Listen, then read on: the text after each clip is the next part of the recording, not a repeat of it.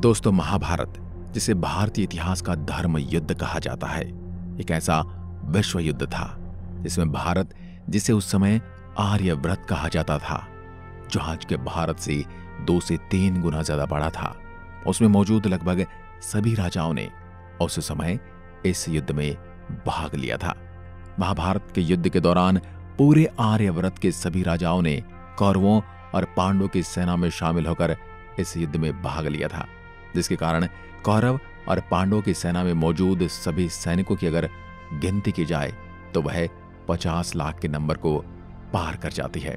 यह युद्ध करीब 18 दिनों तक चला था, जिसमें 30 से 40 लाख सैनिकों की मौत हो गई थी और इस युद्ध के हर दिन के गुजरने पर कई लाख सैनिकों की मौत होती थी।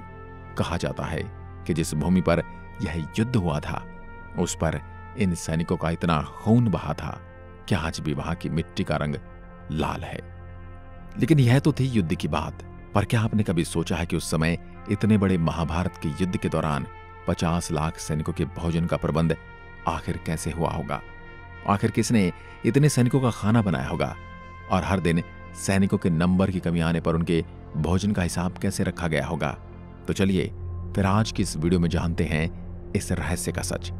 आप देख रहे हैं mystery of God YouTube channel. चलिए महाभारत काल में चलते हैं। महाभारत के युद्ध को आप सही मायने में प्रथम विश्व युद्ध कह सकते हैं, क्योंकि इस समय ऐसा कोई राज्य नहीं बचा था जो कौरवों या पांडवों की सेना में शामिल न हो। महाभारत की कथा में कहा गया है कि उस समय केवल ऐसे 2 राजा थे जिन्होंने इस युद्ध में भाग नहीं लिया, जिनमें राजा बलराम और रुक्मी थे। पर महाभारत कथा में ही वर्णित एक और ऐसा राजा भी था जो सेना को लेकर जब कुरुक्षेत्र के मैदान में पहुंचा तो वहां पर मौजूद कौरव और पांडव दोनों ने ही उन्हें अपनी सेना में शामिल करने पर जोर दिया। लेकिन उडुपी के राजा काफी दूरदर्शी थे और कृष्ण को काफी मानते थे, इसलिए उन्होंने वहां पर मौजूद भगवान श्री कृष्ण के पास जाकर उनसे कहा, हे माधव, दोनों ओर से जिसे भी देखो वह युद्ध के लिए व्याकुल दिखता है, पर क्या किसी ने सोचा है कि इस विशाल 50 लाख सैनिकों की सेना के भोजन का प्रबंध कैसे होगा? उडुपी के राजा के ऐसे वचन सुनकर भगवान श्री कृष्ण मुस्कुराए और कहा, महाराज, आपने बिल्कुल सही सोचा है। क्या आपके पास इसका कोई उपाय है? अगर आपके पास इसका उपाय है तो कृपा मुझे बताएं।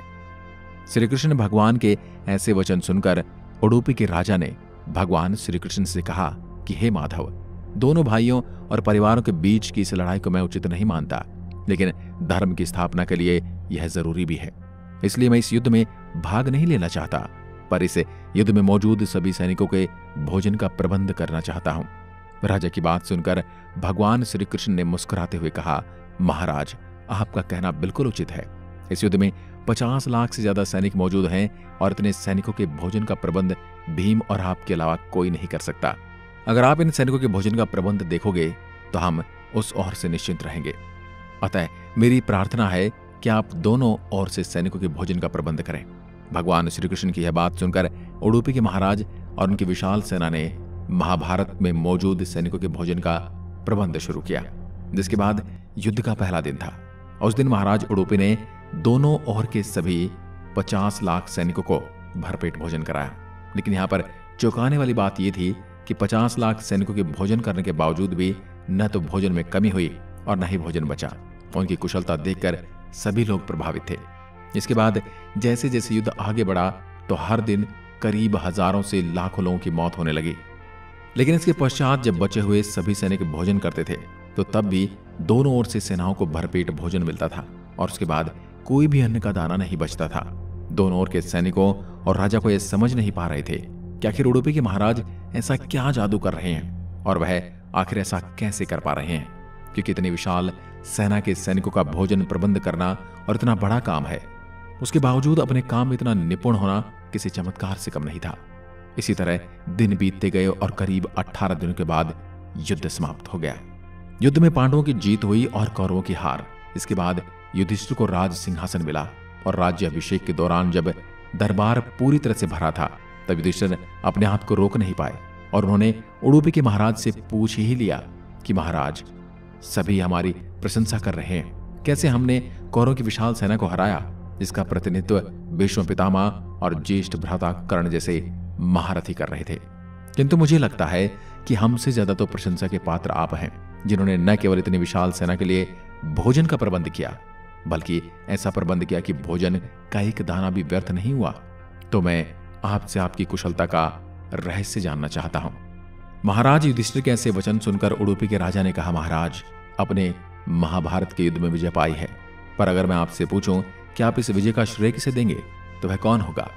इस सवाल को सुनते ही तुरंत महाराज युधिष्ठिर ने जवाब दिया कि मैं अपनी पूरी विजय का श्रेय भगवान श्री कृष्ण को देना चाहूंगा, क्योंकि उनके बिना हम कौरवों की सेना को हरा नहीं पाते।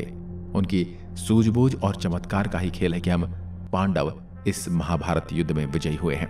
इस बात को सुनकर उडुपी के राजा ने मुस्कुराते हुए कहा कि हे महाराज, आप जिस भोजन के प्रबंध को मेरा चमत्कार मान रहे हैं, वह भी भगवान श्री कृष्ण की ही कृपा है, और उन्हीं के कारण मैं इतना विशाल सेना का भोजन प्रबंध को संभव कर पाया।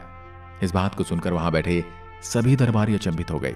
तब उडुपी के राजा ने इस रहस्य से पर्दा उठाया और कहा कि मैं हर रोज भगवान श्री कृष्ण के शिविर में जाकर वहां गिनकर मूंगफली रखता था, जिसे श्री कृष्ण खाते थे।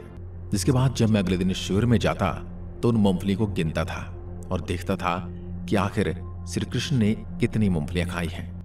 वह हर दिन जितनी भी मूंगफली खाते थे, उससे ठीक 1000 गुना सैनिक अगले दिन युद्ध में मारे जाते, और इससे मुझे पता चल जाता था कि अगले दिन सैनिकों की संख्या में कितनी कमी होने वाली है। उदाहरण के लिए, अगर श्री कृष्ण शिविर में रखी 50 मूंगफली खाते थे तो मैं समझ जाता था कि कल के युद्ध में 50,000 सैनिकों की मृत्यु हो जाएगी। और भगवान श्री कृष्ण के इन्हीं इशारों के चलते मैं हर रोज बिल्कुल सटीक लोगों के लिए खाना बना पाया था, और मेरा कोई चमत्कार नहीं बल्कि भगवान श्री कृष्ण की कृपा है। उडुपी नरेश की ऐसी बातें सुनकर दरबार में मौजूद सभी भगवान श्री कृष्ण के सामने नतमस्तक हो गए। दोस्तों, यह कथा महाभारत की सबसे दुर्लभ कथाओं में से एक है, जिसके बारे में आज भी बहुत कम ही लोग जानते हैं। कर्नाटक राज्य के उडुपी जिले में श्री कृष्ण मठा मौजूद है, जहां पर यह कथा हम रोज श्रद्धालुओं को सुनाई जाती है, और कहा जाता है कि श्री कृष्ण मठा की भी स्थापना उडुपी के राजा ने की थी। तो दोस्तों, आशा करता हूं कि आज के इस वीडियो से आपको अपने सवालों के जवाब मिले होंगे। अगर आपका कोई सवाल या सुझाव है तो आप हमें कमेंट बॉक्स में लिखकर जरूर बताएं। एक बार फिर मिलते हैं एक और ऐसी ही वीडियो के साथ। तब तक के लिए नमस्कार, धन्यवाद।